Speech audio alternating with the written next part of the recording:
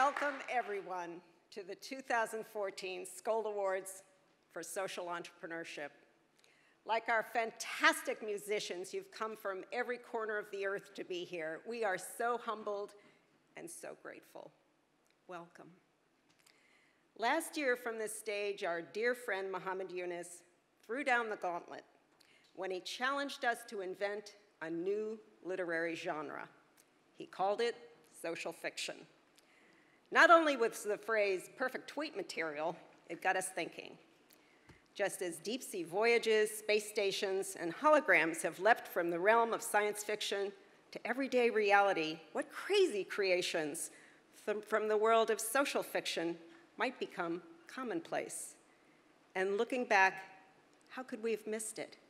How could we have not imagined such a future? But the more I pondered, the more I realized that science and society don't really occupy two different planets.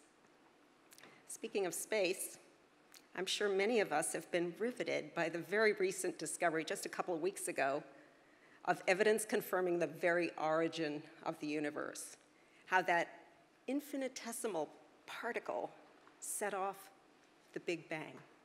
Now, don't worry, I'm not going to try to explain B-mode gravitational wave signals to you, but what I want to do is ask us all to consider what it took to get to this moment. I want us to recognize the vast, collective commitment by generations of scientists, inventors, institutions, and nations that have brought humanity to this cusp of cosmic discovery.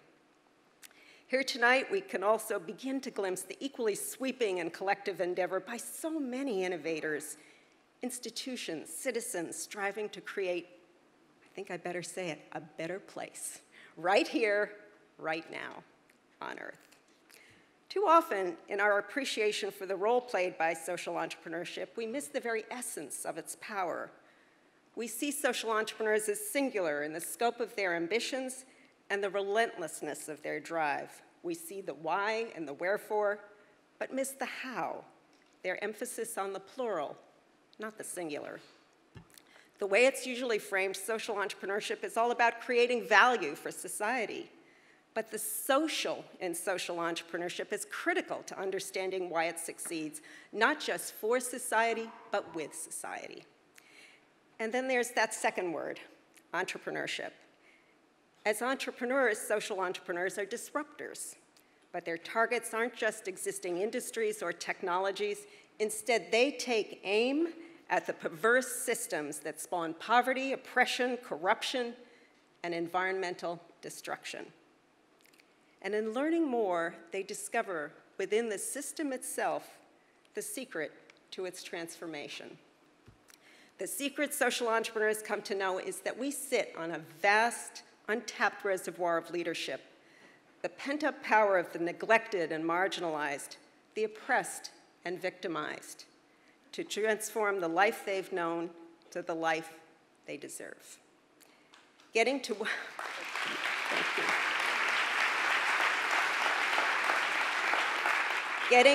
should be means that everyone who has a stake in the solution must be engaged. This is key. Social entrepreneurs know true impact and lasting change will come only from working in this essentially social way, by moving collectively in the direction of a better world, and staying at it until our imaginative leaps of social fiction become everyday life, until Jeff runs out of material for his movies. This is the leadership of change we celebrate tonight. We all agree that our ambition is to solve problems that have no business plaguing anyone, anywhere in the 21st century. Problems like hunger, corruption, and the wanton, willful degradation of the environment. This is no ambition for the faint-hearted. Just consider the distance we still have to go in healthcare. Long after the US Surgeon General declared that it was time to close the book on infectious disease, our friend Paul Farmer reminds us that these very plagues, most of them treatable, remain the world's leading killers. And that's not even considering modern plagues.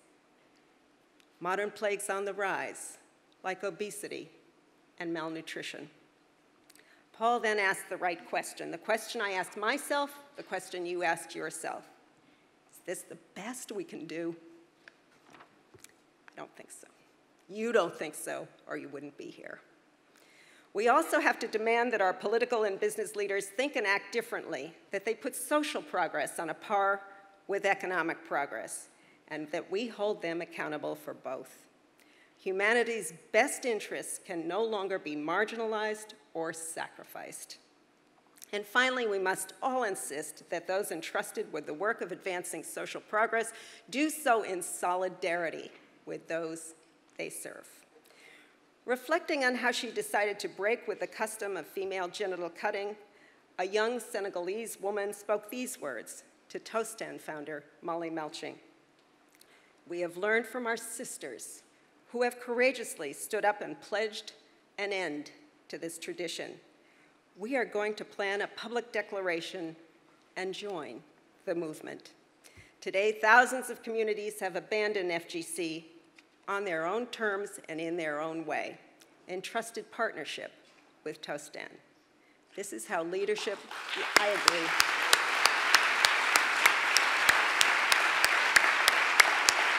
This is how leadership creates common cause. This is how even the most entrenched societal paradigms begin to shift. We have a moral imperative to demand no less. There is no collective impact without collective leadership. Tonight, we're honored to have in the audience a few leaders I'd like to recognize. The First Lady of the Republic of Zambia and 3 indigenous Amazonian chiefs who partner with their people, and several remarkable social entrepreneurs. Please join me in honoring Her Excellency Dr. Christine Kasiba, Chief Eliseu Weiwei, Chief Rosie Kariri, and Chief Tashka Yawanawa. Will you please stand?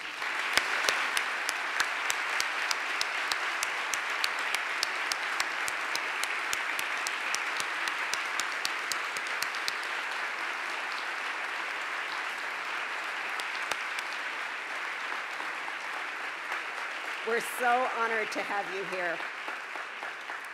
And now, as we prepare to present the 2014 Skoll Awardee honorees, I'd like to acknowledge and call to the stage the social entrepreneur whose disruptive philanthropy launched our journey here tonight.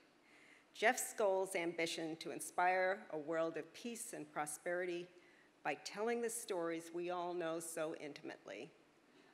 The stories that cry out to be told. The stories now playing on this stage, in movie theaters, and on screens large and small throughout the world.